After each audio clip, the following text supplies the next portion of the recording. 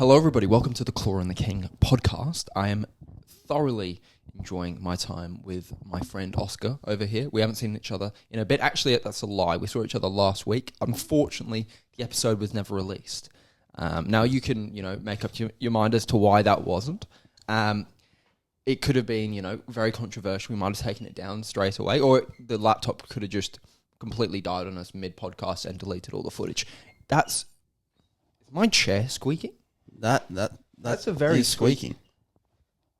That's a very squeaky chair. It is. Look, I'm going to try and stay completely still for the rest of the podcast now. I think we'd appreciate that. Yeah. Anyway, that's the reason why we didn't post last week. I know we had sort of unreal engagement from last week's video, or the last video that we posted, more in particular with my comments about Lindsay Smith and his inclusion into the Kangaroo squad, which I thought was laughable, and I laughed at it. Now, we did receive a hate comment for that. And look, it's my first ever hate comment. I don't know what to say, really. It's more of a proud moment than a... proud moment, ruined my day. Still can't get it out of my head. Yeah, I can't. But no, that's what you want to hear. That means that you're doing well. So that's what my mum said. Anyway, now, it's almost a blessing in disguise that last week's footage was either lost to the ocean or just corrupted, because we do get to comment on some very important sporting events. Obviously, with the NBA season just kicking off last week. Pretty much everything we were saying about the NBA was completely wrong. So it's probably better that didn't see the light of day.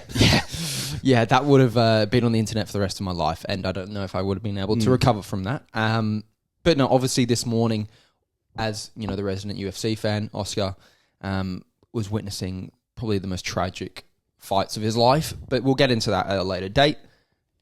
How have you been? Let's start that. I've been good, mate. Been good. Life is, lifing. It's nice. Sport's the main thing, I guess, going on at the moment. Obviously, NBA's kicked off. Yeah. We just had that little break after the NRL season finished, so everyone was kind of chilling out. But getting into it, the summer season, cricket's going to be back soon. Lots to look forward to. Yeah. Well, yeah, there is. It's sort of, if you're not from Australia and you're watching from a different country, this is the Australian summer. Now, I doubt we have any international viewers, but still, this is sort of the key moment for Australian sport, as well as sort of international sport as well with basketball. And obviously, you're repping your team up there, the King, putting the King in our podcast name. Now, in terms of basketball, would you want to sort of do the awards first, or do you reckon we start off just by commenting about the opening week? I think we can start with the opening week and what sort of takeaways we have. Yep. Obviously, my one will just start with, get out of the way, is the Lakers. They've been very good the first two games, surprising myself, surprising a lot of fans, I'd say. Now, JJ Redick is obviously the talk of the town, that everyone's talking about him as coach of the year, the savior of the Lakers. And look, I'll have to agree. I'm completely bought into this guy after two games. 2 games. That's all it takes. In JJ we trust. I'll say that. And I did have my critiques of him, I guess. I was wary of hiring him as the coach because his only experience prior to this was coaching his 8-year-old son. So, yeah. It's tough to coach 8-year-olds, by the way. I have experience in this, so let's not sort of throw that under the bus. Okay, well, maybe I didn't give him enough credit. Maybe that is a good maybe that is level the of key experience. But, yeah, it turns out he is just basketball Jesus when it comes to plays and stuff like that, and schemes and play styles. So, yeah, I can't believe it, to be honest. We've essentially only got 5 players. I mean, we have no depth, but now they're just really good. You don't think this is just you comparing what you had last year with probably the most, inadequate coach of the modern day in Darvin Ham? Is it just because you're comparing what you've got now to Darvin Ham as to why you're so excited, or do you think he's actually the Messiah? Well, it's probably a bit of both. But like the Lakers, when's the last time we actually had a good coach? Like Phil Jackson? Like Frank Vogel was trash. Oh, I think Frank Vogel he's trash. Coach. He won you a chip. He won you a championship. I could have won a chip coaching that team. Not really. I think I could.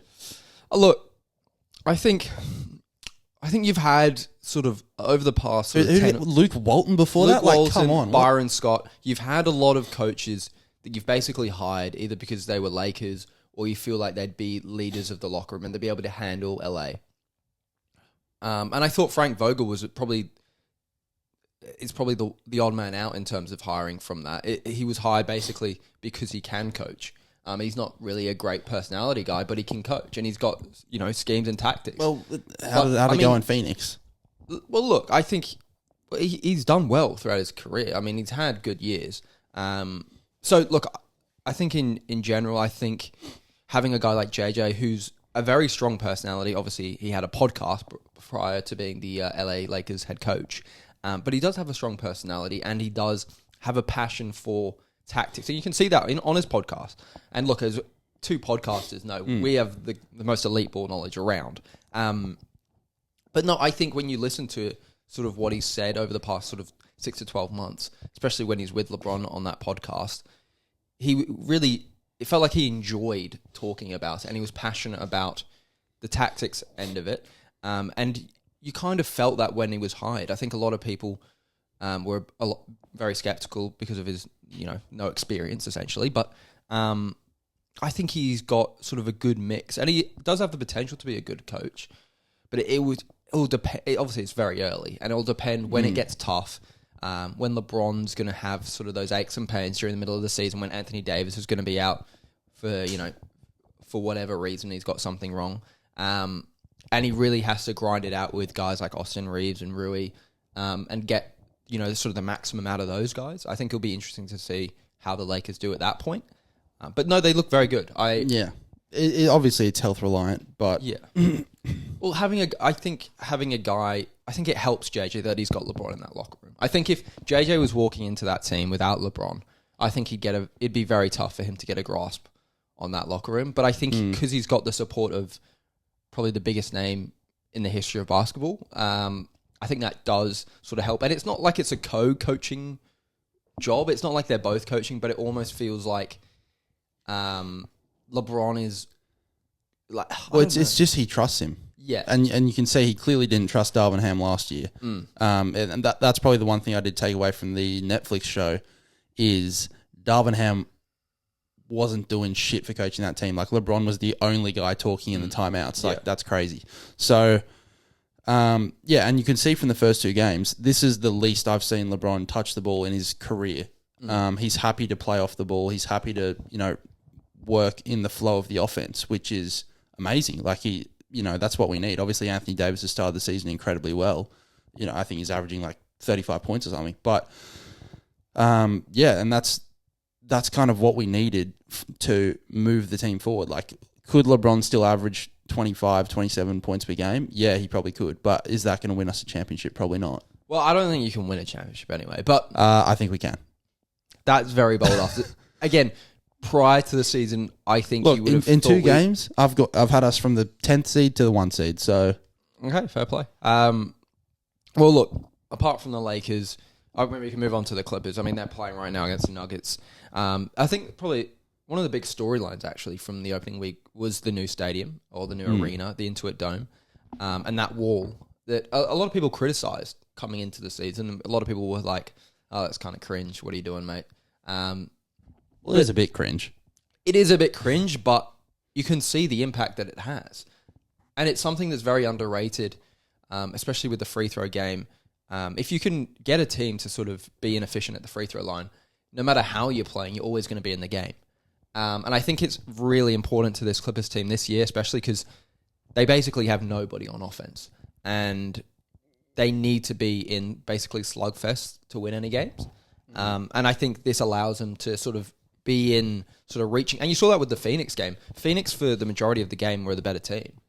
But then they sort of, in the second half, when it flipped over, and Phoenix were shooting free throws at the wall end, you could really see that they were impacted by that, and the Clippers clawed their way back into it. And obviously, we lost in the end with it due to Kevin Durant doing some unbelievable shit. But I think at the end of the day, you look at the teams, and the fact that the Clippers were able to really compete in that second half and claw their way back was sort of a testament to... Now, obviously, the Suns have done that twice now. They obviously blew a lead to the Lakers, but it was a testament to, I think, the new arena and how it looks. And I think it's helpful for the Clippers. And a lot of people criticised sort of that new logo and the new sort of branding and also obviously the new arena. But I think it's important. Now, is the logo perfect? No, probably not. Is the arena and some of the stuff in it a bit cringy? Sure. But I think separating themselves from the Lakers within LA is so crucial to have their own identity. And, I mean, the last logo that we had was so boring and bland. It felt like we were your G League team at times because it never felt like we had our own thing. We were at the Staples. Everyone knows it was the Lakers' home and the Lakers came to it. I actually really encouraged them to change their identity when we're moving into that new stadium. And obviously it sucks that we don't have our own picks because I think if we were to sort of tank this year and tank the next, I think we'd be able to build for the future and have a really good, promising future in whole. But I think overall it was disappointing, that Suns game. Obviously, I'm not too sure. Are we losing at the moment? It's 103 all with 30 seconds left. Oh, God, it's giving me flashbacks to the Suns game. So you're actually, doing pretty well. We're a good defensive team, but you look at that team, we cannot create we can create our own shot, but there is 0 spot-up shooters on our team, so we can never maintain any momentum. But yeah, look, I think it's been promising from the Clippers in terms of the new sort of steps that we're taking, and look, we probably won't make the playoffs this year. And that's going to be disappointing that we're losing a pick because of it.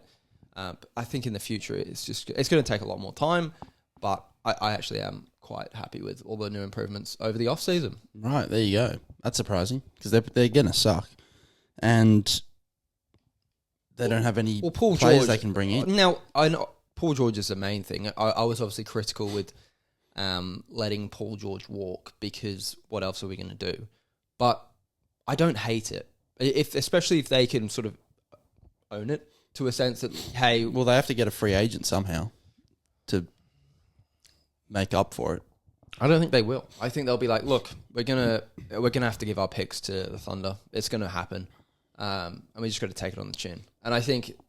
And they're probably not going to commit to doing something like, doing something that they did when they got Kawhi and PG. I think they're probably looking to the future. And I don't think we've got many pieces on our team that could be number 2 or number 3 guys in the future, but look, we'll see. Anyway, moving to the rest of the league, is there any other storylines or teams? Rest of the league, just looking through the table, I think in the East, we can start in the East. Obviously, Boston, they look unbeatable, to be honest. Yeah. They are juggernauts. So the first game against New York, who are meant to be their biggest rivals in the East, they looked like they weren't even trying, and they beat them by 40. So yeah, look, the preseason hate on Boston was probably just wishful thinking. In retrospect, they're probably going to win again. Yeah, I'd say so. And the other team that have been impressive in the East are Orlando. Started 2-0. Paolo's looked great. Good to see. Everyone's saying he's like the next Carmelo Anthony style of player, where he's just an elite level scorer. Well, Franz Wagner is also someone that's played well in those first 2 games as well. Something that wasn't hitting last year with his 3-point game, and it really sort of inhibited his game. But he's looking solid from there to start off the season. And yeah, the Magic are a team that they're not going to do much in the playoffs, but I could foresee them getting to a conference finals and then losing to Boston. Like, you could see that.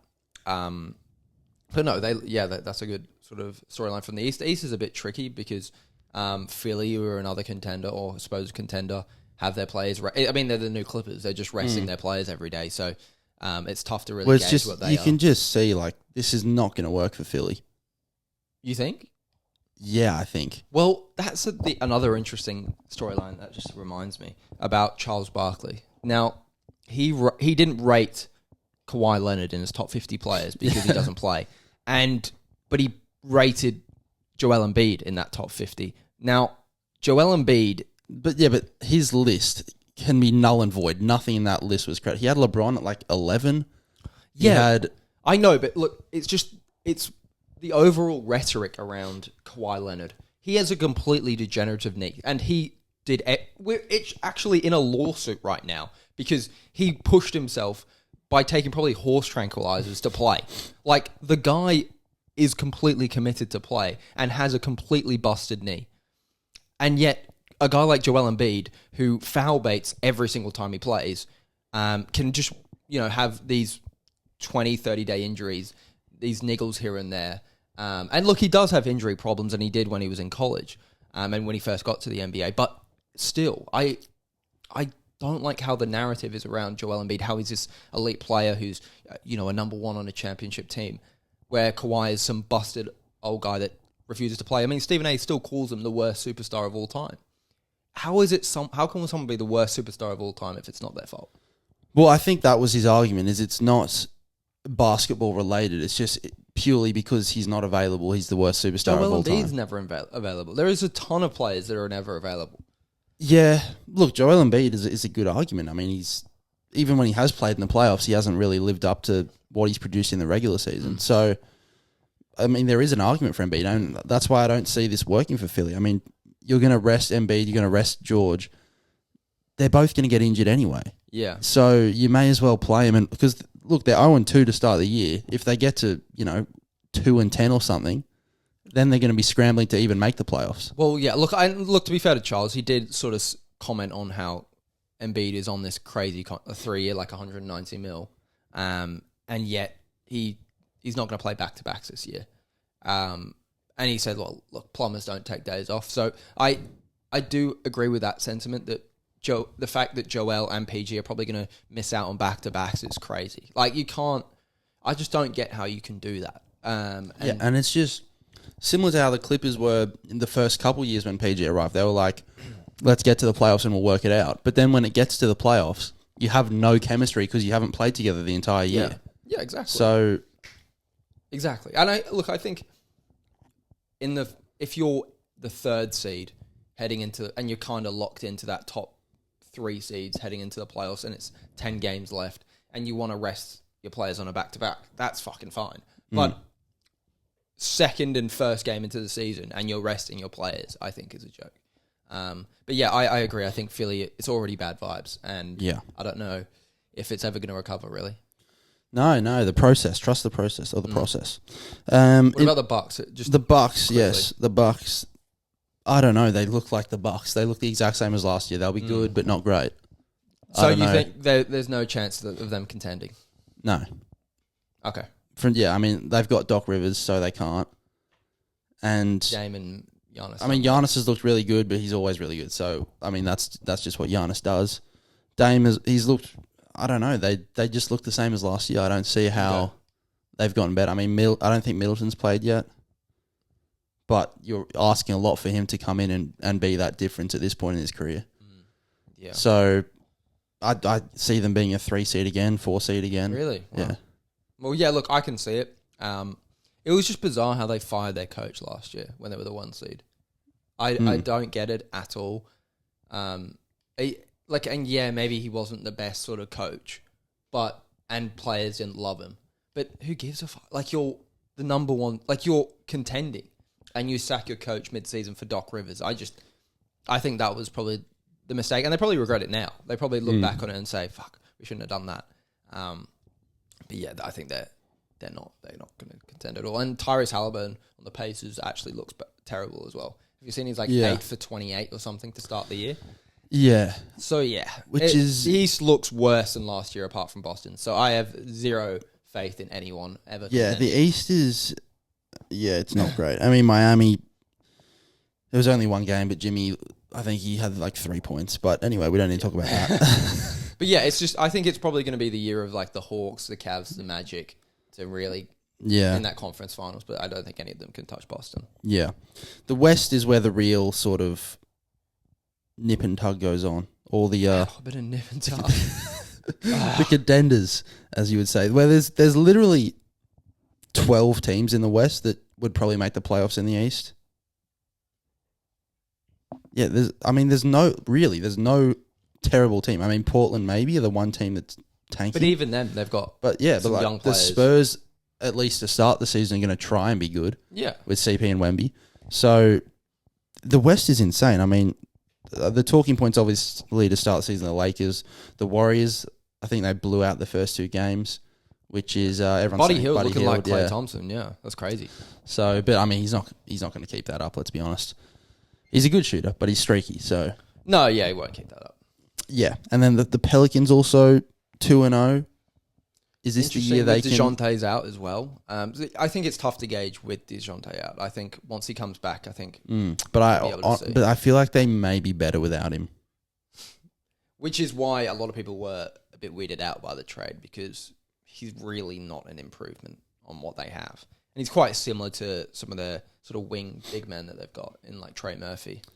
Yeah, and he's a bit of a ball stopper, and it's similar to Ingram, I guess. But Ingram, I'd rather have the ball in Ingram's hands if it's going to be one of those two. Yeah. So, yeah, hopefully Zion stays healthy. I think he missed the first game but played the last game. Had the game-winning block on, I don't know who it was on, but good block. Good block. Good block. Who else is doing well in the? Oh, the Thunder. They're probably the favourites for you. Yeah, I think they are. I think the Thunder, with sort of the depth that they've got, is just crazy at this point, and it's tough to see anyone else. I mean, I sort of thought with our unreleased episode from last week. By the way, 1 million views this episode, and we'll release 1 million. But no, I think. Yeah, I was stronger on the Nuggets last week, but now I'm a bit more dodgy, especially if you're tying with the Clippers, who cannot score. The Nuggets, I mean, coming in, you would have said they'd be there, but they haven't looked great. They are slow starters. I feel like, Jokic is obviously... Yeah. Takes him a while to get into game fitness. Murray is sort of the worrying one where everyone's saying he had a terrible Olympics, and he started the season slowly, so... Interesting, because they have lost shooting. They lost Caldwell Pope. They lost players the year before, Bruce Brown, etc. And they didn't really replace them. Well, they were hoping Westbrook can obviously come back from the dead. Yeah, but they've moved Braun into the... Oh, Brown. It's weird. It's spelled It's Braun, isn't it? No, but they pronounce it Brown. Oh. Which is... Fuck, it is weird. But no, he's moved into the starting lineup. And do I think he's a starting player on a championship team? Probably not. But look, he could surprise and show that he is. But yeah, I'm not as high on the Nuggets as I was. A lot of people are sort of hyping up the Warriors at this point. It's a bit early. And I think, a lot of their guys are streaky players as well. So I think it's pretty it's pretty early to be saying that they're going to do a 2022 again. I just don't think that's in the cards. But yeah, so do you feel like there are any other sort of fringe contenders or teams that have done well or bad to start the season that you're surprised with? I don't know. Doing bad, not really. Dallas obviously started with a win. Klay Thompson played really well, so potentially they could It'd be have interesting. improved. I don't know if, again, I don't know if that's long term, especially with his injury history. I do like his fit alongside Luka, but it's going to be interesting to see if he can sort of maintain both his form and fitness going into the postseason. Yeah, and then Memphis is probably the other team that obviously were nowhere last year because Ja wasn't there, and then everyone sort of just forgot about them as being a good team. I forgot about Ja. I completely forgot about him. I know. And then first game back, he does some crazy crossover layup, and it's like, holy shit, this guy still exists. Oh my God. I don't think Memphis are anywhere close. Really? No. I like... Last time he was fit, they were like the 2 seed, weren't they? Yeah, I like his I like the what they've kind of done in terms of bringing Edie, adding in an X factor off the bench. He is ginormous. He is massive, and I actually quite like that dynamic. But it's just I just don't think they've got enough. Jaren Jackson's never really develops into an elite player. They got Bane, Smart. Yeah, Marcus Smart cannot shoot, so no. Well, he's a winning player normally. Yeah, but alongside I just don't think that fits good anyway. I mean, you've got two. I mean, how many teams in the NBA in the modern NBA have 2 guards that can't shoot? I mean, does that ever happen? Is that ever worked for any But team? they're not. I mean, they can shoot. They're probably not great shooters, but I don't think they can shoot. I don't know what you've been watching. They can hit some shots from time to time. Yeah, I mean, not really. I mean, it's like It was like Pat Bev level of shooting for Marcus Smart. Well, Pat Bev's going off in the whatever league he's in now. I think he's in Israel. Israel. He's been That's a bit dodgy. Yeah. Okay, but getting a bit political, Pat. But no, yeah, it's. I think your sentiment of everyone's kind of good is probably the least surprising thing because everyone knows how good the West is, but it's probably what the sort of narrative is early on. Do you want to get to the awards? The awards, yeah. So we're going to be announcing the winners of the 2024-2025 end of season awards. Yeah, and it's 6 months ahead of schedule. So get keen. Pumped. I mean, like if you want to win some money, this is probably a good opportunity to do it. Yeah, put the house on, as I say. I'm sure there's a multi out there where you can essentially become millionaires. So, MVP. Oh, do you want to do individual then team or team then individual? What are the team? Like champion. Oh. Do you want to do champion at the end or at the champion? Yeah, do champion at the end. Okay. Champion at the end. So, we'll start with MVP. MVP. It's between two people for me. It's between Anthony Davis and Shea for me. What? What? Oh, you can't. Oh, Clippers won. Shit. They won? Holy Fuck, shit. the Nuggets suck. Scored 39 points. The Nuggets are trash. What the? Chris Dunn, 11 points. Good job, guys. 37 for Norman Powell. My boy. Holy shit. Terrence Mann scored 0 points. Kevin Porter shot 2 for 10. 41 for Jokic. No help. Anyway, sorry for the distraction there. Obviously, you're keen on the individual season awards. What a win there. End of season awards, yeah. You don't like AD and Shea. I don't like AD. Right. That's all. Well, he's so far he's leading it after 2 games. That's because he's healthy. And I've no doubt that AD, if he was healthy for 70 games, would be an MVP candidate. Yeah. But he is not healthy for 70 games. Well, last year he played 76 games. That was probably once in a blue moon. To pick AD is very premature. It is. It is premature, but... Would you have made this prediction a week ago? No, but it's not a week ago. So you're too hyped about the Lakers. I am too hyped about the Lakers, but look, I'll probably go with Shea. I do think it's more realistic that they get the 1 seed. He's obviously the best player on that team. He was second, I believe, in MVP voting last year. So I think it's his time. Usually once you get a second, people become familiar with you. The media start, stroking you a bit more and then you win it. Happened to Harden, happened to Embiid, happened to Giannis, happens to all these guys. They come second and then they win. So, well, I think it's between 3. I think my first 2 are probably the consensus guys in Shea and Doncic. But I will throw Tatum in there.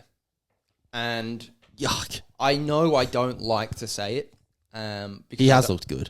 But he has looked good and they will be the 1 seed. And I think him winning a championship last year does cement him as kind of legitimate, especially in the media's eyes, maybe not in sort of our eyes or regular fans' eyes, but I think in the media's eyes, I think they probably have cemented him as a top player in the NBA because he won. And I think if the Boston were to win like 65, 70 games this year and he was to average 28 a game, I think he would definitely be in the running for it, if not the favorite. But I will pick Doncic. Okay. I do like how Clay has looked with him. I think Dallas, even though the West is stacked, I do think they've improved. And I think they did find something at the end of last year. And obviously they went on that run after the trades that they made. And I just think that Doncic will be as motivated as ever after sort of losing in the finals. So, Luke has been the favourite for MVP, like preseason favourite, I feel like 5 years in a row. And he just never even ends up there. Yeah, because I think it's different this year. I think... Well, he usually starts slow. He's similar to Jokic where he just has zero training in the off-season, so he starts slow. Yeah. And... Yeah, I think he was a points leader, though, last year. At the end. Like, I think he led the league. Surely it was Shea. Oh, it might have been Shea. I can't exactly remember, but... essentially, I think he will be elite this year. And... But Dallas, are they going to be that high? I think they could definitely get... I think they could definitely get the first seed. Like, I think... I think OKC will get it, but I think... It's not a cakewalk for them. I think they can definitely get top 2. I don't think there are. I mean, do you think the Warriors are getting the second? No, seed? The Lakers. I think the Warriors will finish 9th. Yeah, I don't think the Lakers are getting top 2. I don't think. Wouldn't be surprised. Denver haven't looked. I mean, they just lost to the Clippers. Minnesota. Minnesota could. And Anthony Edwards I did think about, but I think bringing in Randall and how they're actually using Randall early on is kind of a sign that Anthony Edwards is going to take almost a back seat, which is the dumbest thing I've ever seen. But yeah, Julius Randle scored 33 points and we didn't mention it. Wow. Because we love Julius Randle. Yeah. But no, I'm sure he'll get 7 points, shooting 2 for 16 from the field next game. I don't know why this became Julius Randle hate show. But anyway, I think, Anthony Edwards might take a step back in terms of having the ball in his hand when you're bringing in a guy like Randle. And obviously Dillingham, the rookie. Is he just getting DMPs or? I think so, but I think they'll bring him in. But yeah, I think they've just brought in a lot of players this season with the aim of getting Anthony Edwards off the ball more. So I don't think he'll be sort of... Why would you want him off the ball? Well, I don't know. You ask them. Julius Randle fucking handles the ball all the time. I mean, you've got Mike Conley there still. You've got, like I said, Dilling. I think, obviously, he'll be the main ball handler, but I think they're getting people where he doesn't have to create his own shot all the time. I think that's their aim. But he's not a spot-up shooter. He creates his own shot. I think they want him to develop his game so he can do that when you saw in the playoffs, especially last year, that he was just trying everything with the ball in his hand, and he was pretty good until the last round. Well, yeah, he was very good, but he got tired, and he essentially, he gassed out very early into those games. So, that's my... Okay, fair enough. Luka and Shea, that's who we got. Well, yeah, Luka and Shea. Those are 2 picks. Do you want to comment about Shea? Do you think Shea is... obviously with the Thunder being a lot more improved, do you think his production will go up, or do you think it's just... I don't think I don't think it'll necessarily go up. I mean, he averaged 30 points last year, which is, more than enough to win the MVP. So I don't necessarily think it'll go up, but I just think potentially his efficiency may improve a little bit, which I know is also hard to do, but he just looked so in control. It feels like he's, players talk about when they get it, the game just slows down for them and it becomes easy to manipulate games and score games. It just feels like that's happened for Shea. And he can sort of get to his spot whenever he wants. The mid-range is obviously lethal. If he gets his 3 going, he's literally unstoppable. So, yeah, I don't know. He's just, everything about his game is just elite. The only thing that's annoying about him is his voice. Well, yeah. Every time he opens his mouth, I'm like, damn, I forgot you were Canadian. He's not charismatic, is he? It's just the worst accent, I think. Well, it's not even that. I think his aura is a bit... Well, he has aura until he speaks. Okay. I would say. That's fair. I don't think personally, and it's got nothing to do with the fact that he was once a Clippers. You don't think he has aura? Not really. Everyone talks about him as being like the drippiest guy in the league. Well, I don't think that accounts for anything. I mean, James Harden was the drippiest guy in the league, and everyone hated him. Was he? Yeah, back in the day. Have you seen that TikTok? You have no idea how good prime James Harden was. I've actually seen a lot of James Harden edits recently. Really? Maybe because you're just on Clippers stuff. I don't know. Yeah, it's like Stephen A. talking about what was that? It was someone called into his radio show and said, "Do you think James Harden is underrated or something, or overrated or something?" Right. It's like, you hang up the phone right now. He's averaging 40. And then it just cuts to James Harden doing some fucking between the legs shit. Anyway, sorry about that rant. DPOY. Defensive Player of the Year, if you cannot understand acronyms. I think if you don't pick Wemby here, you're an idiot. I'm not picking Wemby. I was going to pick Gobert. No, I'm joking. I'm going to pick AD here. I honestly think Anthony Davis will win Defensive Player of the Year. And MVP. No, I picked Shea for MVP. But Depoy, I think it is AD's to lose. If you ask me, I think he is the best defender in the league, pound for pound. God. Because Wemby gets crossed outside the paint. So AD is the best 1 through 5 guarder in the league, in my opinion. Rim protection is elite. I think it's just his time. You don't think Wemby's rim protection? Wemby's rim protection is obviously elite. He averaged 100 blocks a game as a rookie, mate. What are you thinking? I'm just thinking it's Anthony's time to shine. I actually don't think it is his time to shine. I think he's already kind of shined, and I think it's actually Wemby's time to shine. No. No. Yeah. Look, San Antonio are going to try and be good. They're going to not be good, and then he's going to be out of the conversation. Second in the running last year. Yeah. As a rookie. Yeah. And a lot of people said he should have won it. Look, he's a great Anthony defender. Davis played, to your point, 76 games last year, and nobody with a brain thought he would be DPOI. I think he's better this year. He's improved. He's got in the lab. 32 He's got in the years lab. old. He's got in the lab, and he's looked at where he needs to improve, and he's made the adjustments. You're an idiot. Now, Wembanyama, you can say, sure, is he 7'5"? He has the physical gifts. Can he stick his hands in the air and block any shot in the league? Yeah, he can. Yep. He can. Yeah. But does he have the footwork to guard perimeter guys? Yes. No. And by the way, if they get past him, because he's 8'8" tall, he can block anyone. So I don't think your comments are accurate. And I think it's based in bias. This chair is annoying me as well. Jesus. Can you get a better chair? No, I think that was my chair originally, and then you've done a little swapperoonie, and all of a sudden... I haven't done nothing. All I do is walk in the room. Anyway, I got that aura. Yeah, I don't know how you're picking Anthony Davis. I'm picking him because I know what's up. I don't think you do. That's rogue. Anyway, I'm Rogue? I'm going Wemby simply because... To be fair, I have picked Anthony Davis for awards for like 5 years in a row. So. Yeah. Do not listen... By the way, when we said this is guaranteed, this is not guaranteed. When we said bet your house on it, don't bet your house on it. No, well, only idiots would do that, so...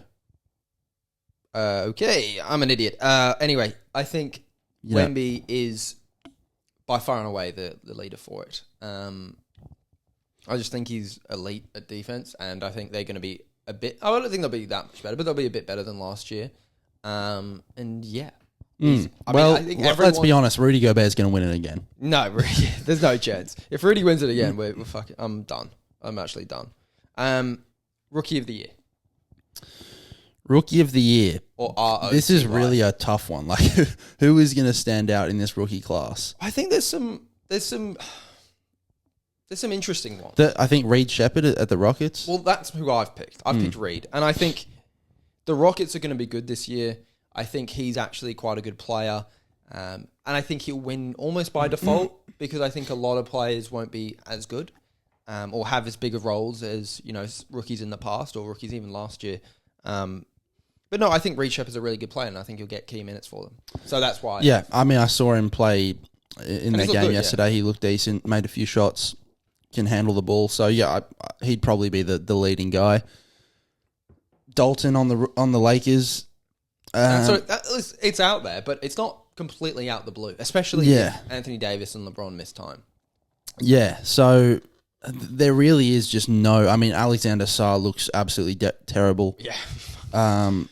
The Atlanta guy, is he playing well? I think he actually is. A lot of people are sort of seeing him as a potential guy as well, because he looks solid. He hasn't... A lot of people are like, fuck, how is this a number one overall? I always get into that fucking shit. Anyway, I think he's looked solid and he's looked like he's got some talent. So even though a lot of people were saying this is the worst number one pick I've ever seen, he's actually looked okay. So he's not a terrible shout. Now the other rogue shout that's been out there, I think just because of his name, is Zach Edey. I don't know what you think about him. I just don't think his role will be big enough for him to get Rookie of the Year. And now he could, but I just don't think his role is... In a standard year, I'd say no, but maybe in this year, he could.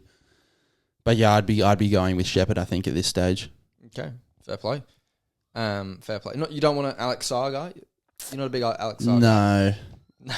0 for 10's not going to cut it for me. If you've noticed, we haven't talked about the Wizards once this video, and there is a reason behind that. Kyle Kuzma going for most air balls recorded in a season. Sixth man of the year. I think this is also a pretty straightforward one. I've gone Naz Reid again. Yeah, I was going to go Naz.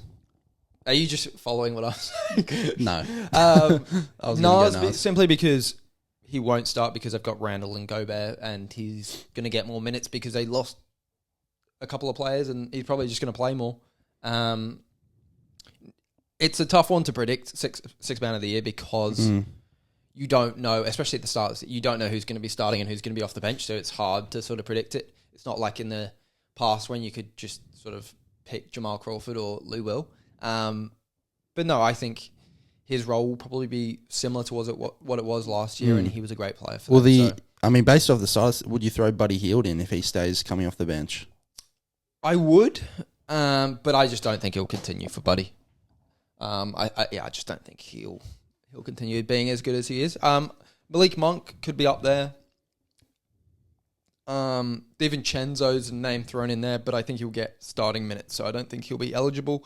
But yeah, I've gone Nas. Yeah, I was leaning towards Nas as well. I just don't... Yeah, it's hard to see who can consistently come off the bench and provide impact. What about Lonzo Ball if they keep him coming off the bench? I think he's a shout. Honestly, the Six Man of the Year award's such a up in the air thing. It's so hard to predict that anyone could really do it. And I think a guy like Lonzo, it depends, I think, a bit on how the Bulls do. But yeah, and they're not looking great. So no. But no, I just think he's like a starting level player that is, well, he's coming off the bench at least to start the season. Yeah. Well, so the problem with the award is it's like, well, yeah, that's one point. I think he'll probably become a starter. I think they're just kind of grading him into it. And two, the problem with the award is it's really based on how many points you score. It's not really. It is and it isn't. It's not as big on sort of your overall impact as the other awards. It's essentially just a glorified who's the best ISO scorer, from Jamal Crawford and Lou Williams days. Well, yeah. Well, it's not even that. I think they just judge it based on points. Like defensive player of the year is judged on blocks.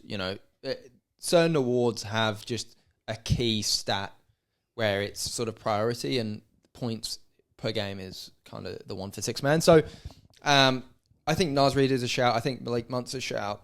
But yeah, it'll be interesting to see. Most improved. MIP, as they say. Most improved. I'm going to need to think about this. Do you have a guy? I do. Now, this is a bit early. No, I've taken a page out of your Anthony Davis book. I'm going LaMelo Ball. What do you think? I see what you're saying because I think he's only played like 30 games in 2 years or something. I think a lot of people... He was an all-star. But he was fringe. I think he was kind of a 20... he could score. But I think, especially how bad the East is, I think Charlotte could make a run at it. And he's looked great. He's looked unbelievable. So it's a feeling of like he could be maybe a top 5 MVP candidate. And I think that will probably propel him into that sort of MIP sort of range. And I could have done top 5 MVP. Yeah. I was considering him. They're going to win like 12 games. No, I think they'll win more than that. I think with how bad the East is, it's impossible to win 12 games. Even Washington will win 12 games. So, no, I think... Yeah, I just think he's a really good player. And if he gets sort of his feet under him and he's able to stay healthy, I think he could definitely be a dark horse MVP candidate. He has started the season very well. As we say that, he's currently 1 for 5 today. But still, yeah, he started the season well. Obviously, elite offensive talent. Defensively will be the thing. I mean, but they won't judge that. I know, but for MVP, they do kind of judge defense, I feel like. Yeah, it's not a bad shout. But again, highly reliant on injury. He's very injury prone. There's something about the ball genetics that just, you're unable to be healthy. But if LiAngelo stayed healthy his whole career. I don't know what you're talking about. Yeah, I don't think he has enough effort to get injured. Yeah, he hasn't played enough. No, I just think LaMelo's got that, got the talent to sort of be the MIP. Yeah, look, and it will be entertaining to see him have a victory speech for an award like that. Shout out to my brother, gang. Okay, do you have a candidate? I'm going to go Cade Cunningham. Okay, not a bad shout. Yeah, I think he could elevate himself to making that all-star team in the Eastern Conference this year. He's kind of like low-key good because I feel like just because I haven't really watched him because he's been on the Pistons his whole career. But whenever I do, on the odd occasion that I'll watch the highlights of a Pistons game, he just looks smooth. He looks like he's sort of developed into a a consistent scorer. I feel like he was struggling to score the ball early in his career. Obviously had good playmaking, number 1 overall pick. But I can just see him making an all-star team this year. Maybe Detroit slightly improve. I feel like Detroit, they kind of have a low-key decent team. They have just added enough. Like Ivy's pretty solid. I don't know, but they haven't. Look, they were all young last year, but I think we are quick to forget how bad they started the year. Yeah, but they were on track to be the worst team of all time. But they've added vets like Tobias Harris, Hardaway, Malik Beasley. I mean, it's not going to push the needle, but it could get them like a 10 seed maybe. Oh, that's pushing it. I don't know. You don't think Charlotte could are more of a team than Charlotte? Yeah, they probably. I'd probably have Charlotte ahead of them, but not by much. I mean, look at that starting line: LaMelo, Seth Curry, Nick Richards, the worst Martin brother, and Miles Bridges. It's a solid team. Is it? But no, LaMelo and Bridges are better than any players that Detroit have. I guess. And, well, I guess they've got Trey Mann, the second coming of Allen Iverson. Yeah, and he looks great. He's played... I think how many points did he score? I think he scored like 20-something points. Yeah, he's playing well. He's according to... he was nothing on the Thunder, and now all of a sudden he's a fantastic player. So, I don't think it's a terrible shout. Obviously, other shouts that are out there. You could go Scoot. But again... I feel like Scoot's like almost a bust. He didn't look great at times last year. Kuminga, obviously with the Warriors starting as well as they have, him starting as well in that team, he could be a key impact player. I just don't think he'll get the points. No. Wemby is another one you could throw out there. Jalen Johnson on the Hawks. Evan Mobley maybe on the Cavs. People are thinking the Cavs are going to be a top. Jalen Green. Jalen Green looks terrible, so no. But yeah, it's an interesting one. Yes. It's an interesting one. Now, Coach of the Year. Coach of the Year. There's only one option here. Oh, okay. There's only one option here. Oh, okay. And his name is 2 letters. And they're the same letter. Wow. It's a cool name. JJ. JJ Redick. JJ Redick. He's going to be Coach of the Year, easily. Firstly, the people that vote on this are the media. They're all his best mates. He's winning it. You think so? As long as we make the playoffs, he's winning it. Right. Let's hope that doesn't happen for our sakes. You don't think he's going to get votes from the media? No. They're all his best mates. No. Let's just pray that doesn't happen. Let's just pray that doesn't happen. God almighty. I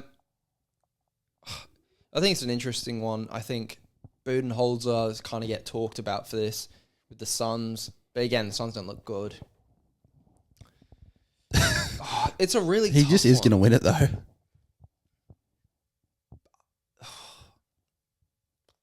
It is a tough pick. Udoka is getting thrown up in there. The Rockets, obviously. He can't win awards like that, surely. I think I might just go with the boring Missoula. I know it's Celtics, but it's just... I might just have to. We're giving advice here to the people. We've got to be honest. And I just think that they will be clearing away the best team. And I don't think the Suns are looking good. I don't think the Rockets will be as good as people are expecting.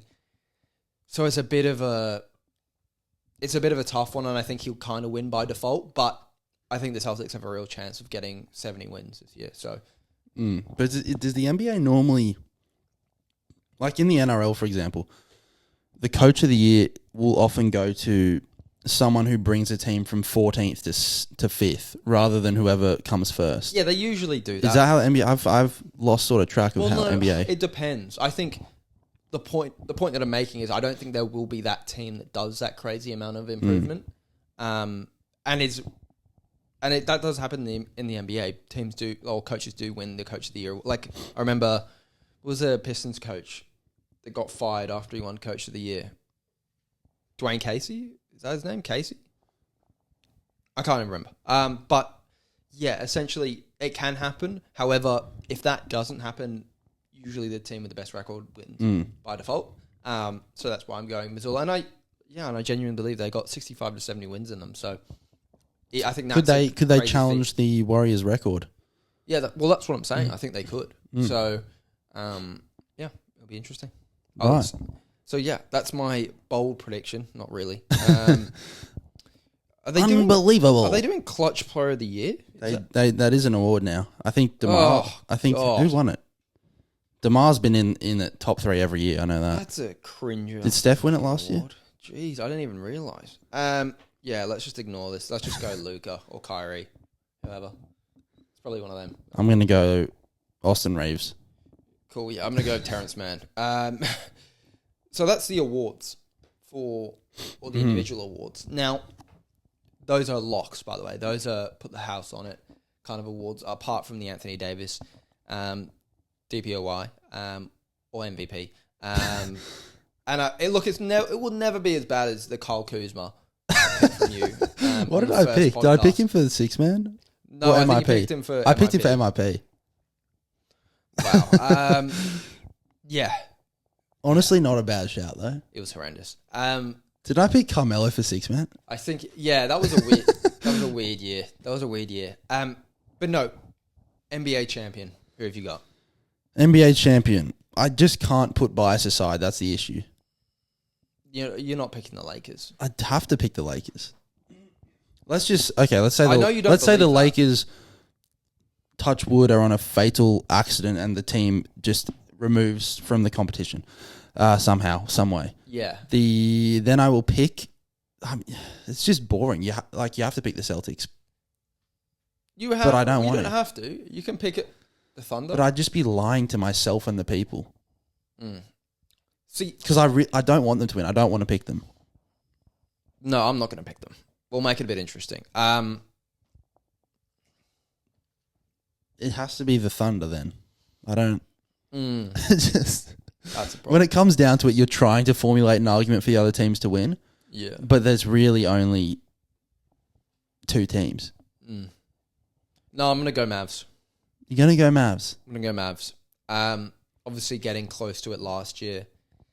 They're still a great team. They beat the Thunder in the playoffs last year. Now the Thunder have improved, but I think they've improved as well with adding Clay. And I think they'll be more consistent from that 3-point line. Defensively is the question, though. Well, Clay's a good defender. Now he's he not. Was a good defender. He was. But we'll see if he stays healthy and he's sort of improved in that area from last season. But compared to Derek Jones, is a better defender than Clay. But he can't score. Yeah, we can score. He can score in transition, but he can't score. Who else did they lose? They lost someone else. Josh Green. They went not really a big loss, but yeah. Well, he was a key contributor for them down the stretch. But no, I think they're going to be a good team, and they're more of a dark horse than anything. And it's crazy to say the finals, a team that made the finals last year is a dark horse. But I think Celtics and Thunder are kind of clearing away the betting favorite. But I'll go Mavs.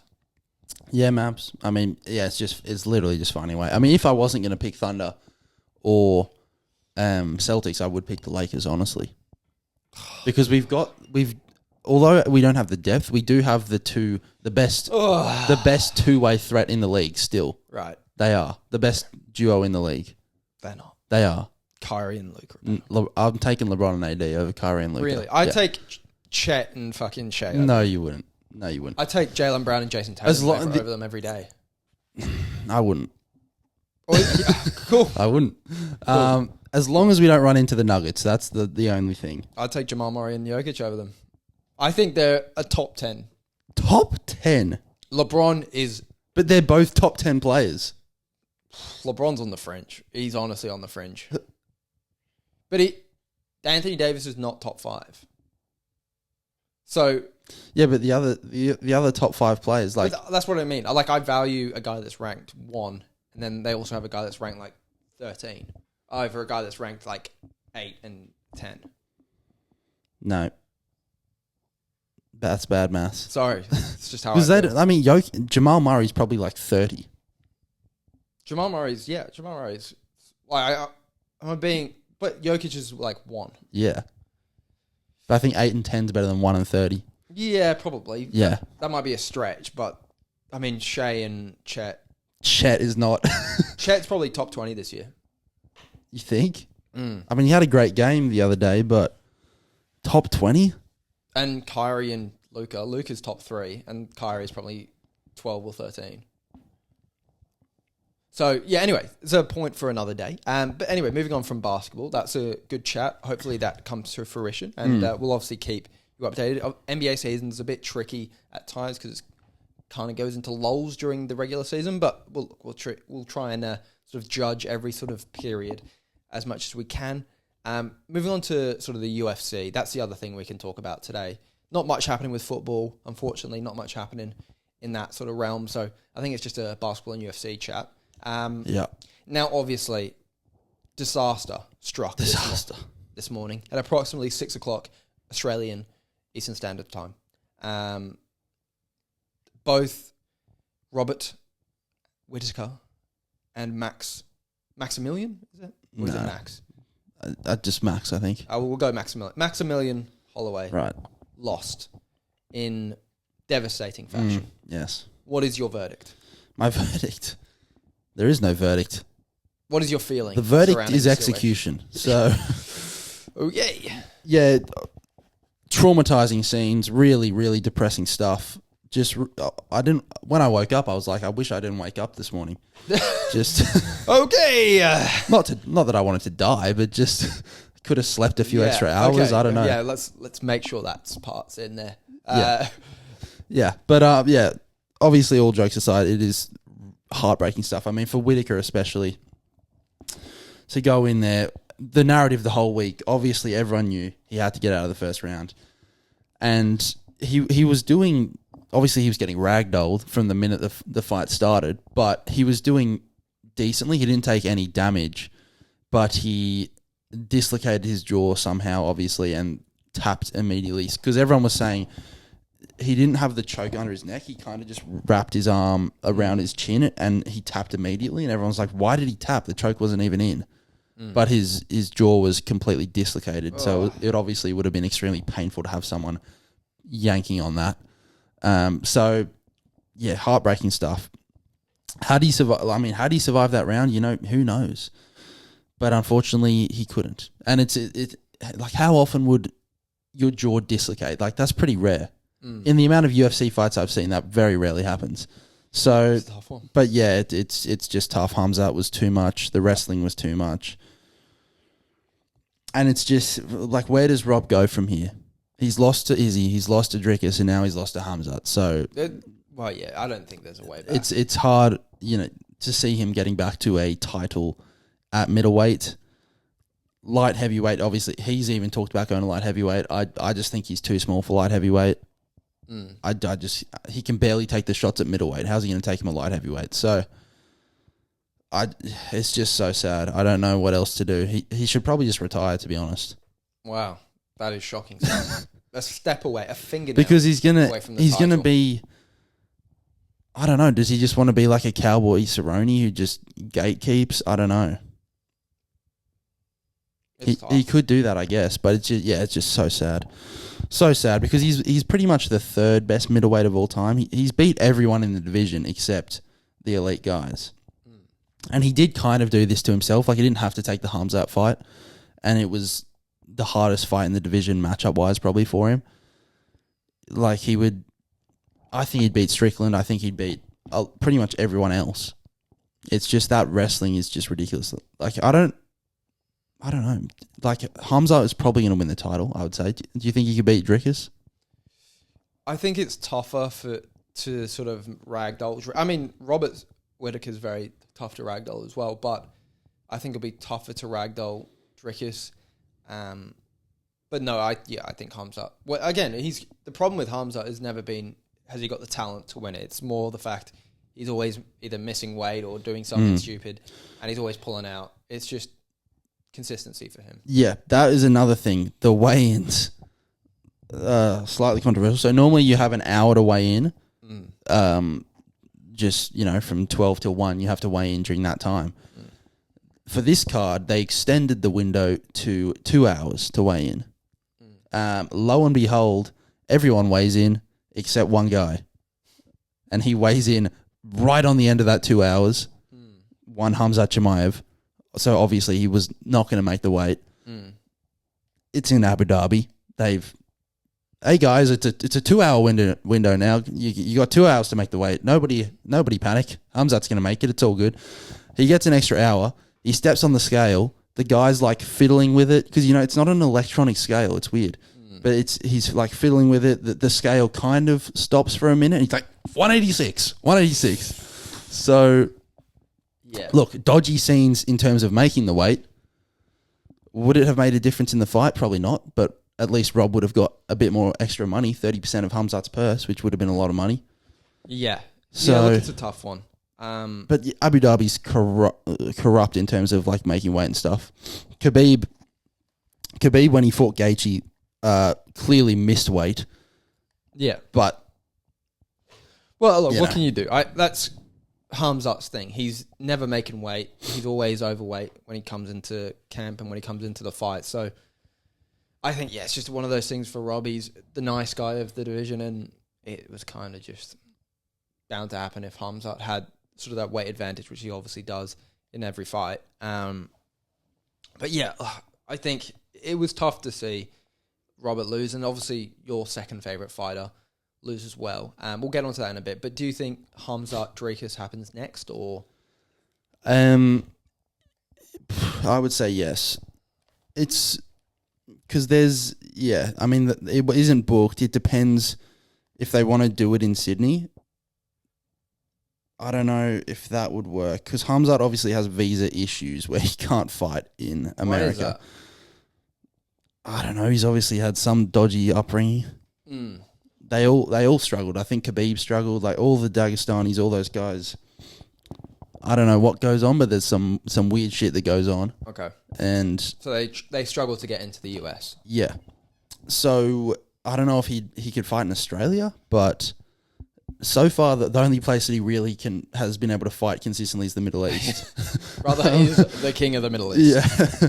So I don't know. They could just do Strickland Duplessis, but it'll obviously be whoever they give the shot to. You'd assume Adesanya would get the odd guy out, whether that be Hamzat or Strickland. Yeah. Yeah, but I do think they'd lean towards Hamzat. Dana did say, they ask him who's going to get the next shot, and he's like, I'll think about it on Tuesday. But to me, that leans towards Hamzat. I think if it was Strickland, he would have just come out and said it was Strickland. So, which serves Strickland right. He's being a diva, just sitting on the sidelines demanding a title shot. So, go and fight and earn it, mate. You're not that guy. Like you haven't defended the belt 10 times. Relax. So yeah, hopefully it happens in Sydney, so we at least get a good card in Sydney. I mean, could Rob still be on that card because he took no damage? He just obviously fucked up his jaw. I don't know the recovery time on that. I don't think Rob can do it. I think he's got to take a bit of a break, and just sort of regroup. And it's a tough mountain to climb again. I mean, how many times has he lost so close and then had to sort of beat 3 to 4 guys just to get back into that conversation again? And I think, he can do it still. And I think it was one of those where, he did dislocate his jaw and it did hinder him when it came to that sort of attempt. But he still got ragdolled. So, is he ever going to beat Adesanya? Is he ever going to beat Hamzat? Even when he's at his best? Probably not. And that's a sad thing to sort of think about. But I just don't think he's got that level of elite talent when it comes to fighting. Now, he's still an elite guy, but those guys are special. And, I mean, Adesanya has bad fights, but he's still a special fighter.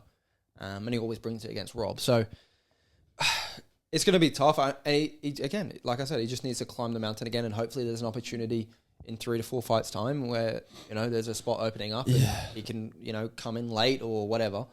But it's tough because he's not, he's 33, 34 now, so it's hard That's like prime age for a fighter. That's not old for a fighter. It's not old, but it's like you got a couple years left. That's it. Well, he's got 4 to 5 years left. 4 to 5? What 39-year-old is doing well in the middleweight division? Well, yeah, I mean, there's no one currently, but there's a lot. I mean, there's a lot of fighters that are, 34, 37, 38. Not like 35 is the cutoff, pretty much, I would say, for being championship level, unless you're a heavyweight.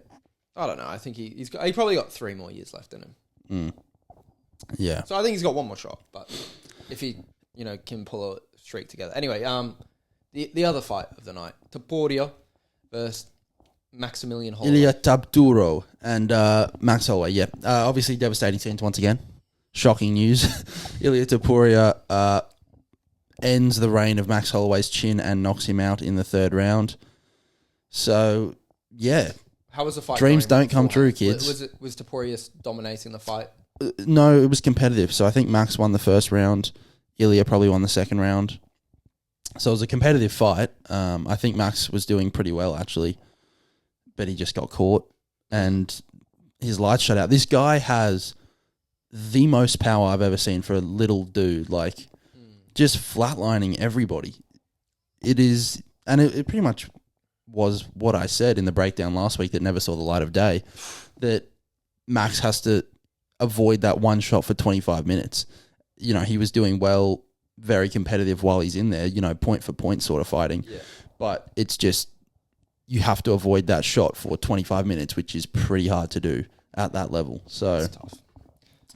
Yeah, it's Ilya Topuria has just, I mean, he's just defeated the two of the three best featherweights of all time, back to back. So, quite the run he's on. Yeah, look, he looks unreal. And he's not the most liked guy in the UFC, especially now after beating another fan favorite in Max Holloway. But yeah, and they did bring Volk in the cage after. I did see that. Yeah. So we'll see if that headlines the Sydney card. If that headlines the Sydney card, I would try and get tickets and go. But honestly speaking, Volk should be a 10-1 underdog. That's mild. I think he should be 20-1 underdog. Yeah. And then it would just be even sweeter when he does get that fluky win somehow. Yeah, I don't think there's a chance in hell he wins. No. But you still have to support regardless. Still have to support. Yeah, well, look. Interesting week in sports. Obviously not the best in some cases, but in basketball sense, Oscar is gleaming, as you could see by his award predictions, where he voted for every single Laker.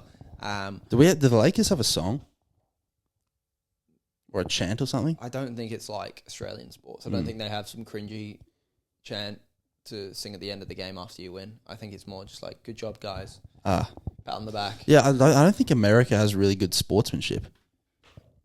I don't think it's... They don't shake hands after the game. Yeah.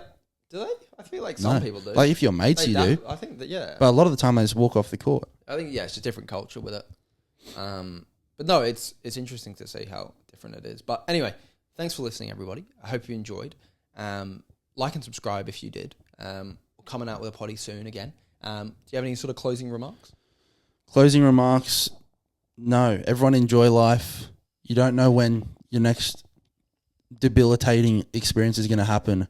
Just like today when I woke up, hope in my heart, I was quickly rocked by the devastating news of the fights this morning. And it will take me, 2 to 3 days to recover. I think I'm going to take a personal day tomorrow. I think you have to. I think, you got to take a day off. A mental health day.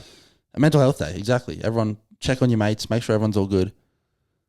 Stay safe out there. Shout out. Peace Thanks for listening. See you later.